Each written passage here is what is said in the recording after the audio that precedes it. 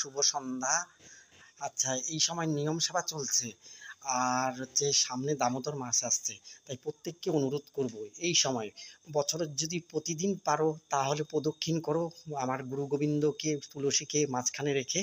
আর যদি না পারো এই সময়টা, এই মাসটার সময় তুলসীকে এবং গুরু গোবিন্দকে রেখে যে কোনো মন্দিরে গিয়ে সেই সময় অবশ্যই তাকে প্রণাম করে তারপরে তারপর হচ্ছে প্রদক্ষিণ করবে, দু হাত তুলে প্রদক্ষিণ করবে। আমি এক হাতে ক্যামেরা ধরে রেখেছি, তা এরকমভাবে হচ্ছে প্রদক্ষিণ করবে মন্দিরের চারপাশে 4-5 বার প্রদক্ষিণ করে তারপর তাকে আবার প্রণাম করবে।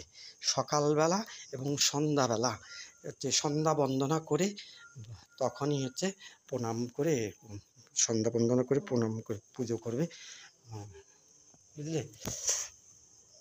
জয় রাধে, হরে কৃষ্ণ, জয় গুরুদেব, জয় তুলসী মা, জয় গোবিন্দ, হরি নারায়ণ।